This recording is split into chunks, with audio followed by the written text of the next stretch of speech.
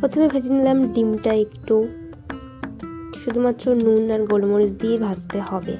So hi everyone, welcome to my new blog. আমি হলাম অপরূপা, তোমরা দেখছো আমার ডেলি ব্লগ। তো এটি হচ্ছে আমার কাল রাতের ডিনারের ব্লগ। আমি বানাচ্ছিলাম ডিনারে এগ চিকেন চাউমিন। তো এগটাকে প্রথমেই ভেজে নিয়েছি নুন আর গোলমরিচ দিয়ে, তারপর আমি দিয়ে দিলাম চিকেনটাকে তেলের মধ্যে। দেওয়ার পর একটুখানি ভাজার পর দিয়েছিলাম ক্যাপসিকাম আর বিনসটা দিয়ে আমি কিছুক্ষণ ঢেকে রেখেছিলাম, কারণ আমি জল দেবো না এর মধ্যে। তো সেই কারণে এটাকে একটু ভালো করে নরম করার জন্য দিয়েছিলাম। তারপরে দিয়েছিলাম পেঁয়াজ কুচি আর রসুন কুচি, কারণ আমি এখানে আদা রসুন পেস্ট ইউজ করিনি, তার জন্য রসুনটা আমি বেশি দিয়েছিলাম।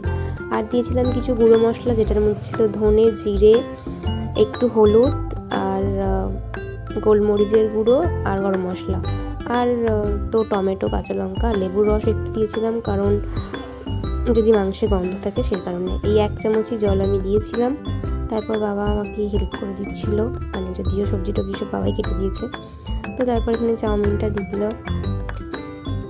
চাউমিনটাকে বেশ ভালো করে একটু সিদ্ধ করলাম, ভালো করে, মানে 2 থেকে 3 মিনিটের বেশি করার দরকারই নেই। তারপর এখানে জল ঝরিয়ে নিয়ে চাউমিনটাকে দিয়ে দিলাম এই সবজিগুলোর মধ্যে। দেওয়ার পর আমি তো নাড়তেই পারছিলাম না, মানে এটা এত ভারী লাগছিল, আমি খুন্তিটা তুলতেই পারছিলাম না ঠিকঠাক করে। তো সেটা কোনো ব্যাপার না, তোমরাও যদি না পারো তোমরাও তোমার বাবা মায়ের থেকে হেল্প নিয়ে নেবে।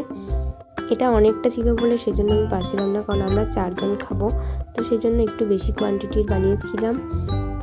যদি অল্প করে বানাও তো সেই অনুযায়ী নিজেরা করা যেতেই পারে।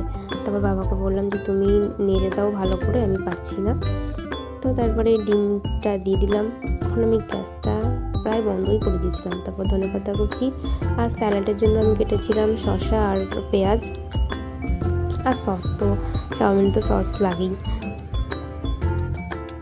তো এটাই ছিল আমাদের কালকের ডিনার। আমি, মা, বাবা আর দাদা খেয়েছিলাম।